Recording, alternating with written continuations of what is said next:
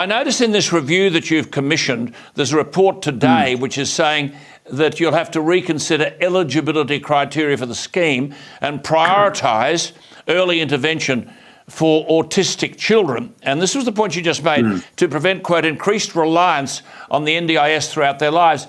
It seems that this review co-chair, Professor Bonnie Hardy, is talking about big shifts in policy and the definition, and this comes back to my first question to you, of reasonable and necessary support.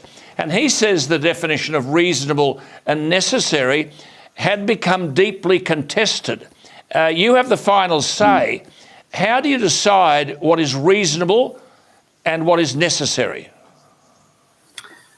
Well, first of all, I've appointed Bruce, and he's excellent. He's with another co-chair, Lisa Paul. They've got a reference committee of senior disability rights advocates. So we're not, I want to say to the listeners who are worried that, does this mean that my kid loses their package?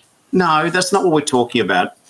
I think there is a requirement for greater clarity about eligibility. I don't think that there's hundreds of thousands of people on the scheme who shouldn't be there. This is not about taking, the secateurs to every person's package and just blanket reduction. But I do think that we need to make sure that we're taking expert advice. So Bruce has released, the review's released a couple of discussion papers, and that's the status of them. Nothing's set in stone. But what we are saying, what he is saying is, we should, when someone's getting a therapy for autism, it should be a evidence-based therapy, not, dare I say it, crystals. Yes, yes. I mean, so reasonable and necessary. I view this scheme like Medicare. I don't think it should be means tested. I don't think, if you're disabled, you're disabled. That's just a fact. And you can't be disabled for 10 months of the year, then for 2 months go without because of a financial budget constraint. What about under Medicare? I'll finish this point. Yeah, sorry. Under Medicare, you can't take any drug. You can only get the drugs which are approved. So I do think that we need to.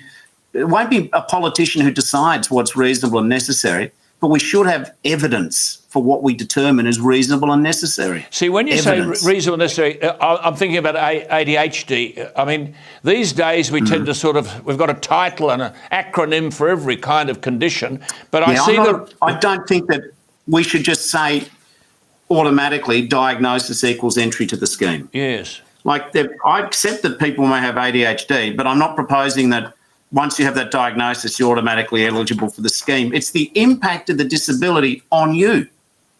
Well, not every person with a disability is on the scheme. There's lots of people who choose not to be on the scheme because, frankly, even though they've got a very clear disability, they don't need fundamental assistance with being able to have a fulfilling life. So I think that the more we look at an individual's circumstances and understand how that plays out on top of the disability, and again, that doesn't mean I'm not being sort of obtuse. I'm not saying if you are a double amputee, I get that you need assistance. But I'm just saying, just slavishly saying diagnosis alone should dictate entry to the scheme, I think very good. Is not very what good. we were intending. Very good.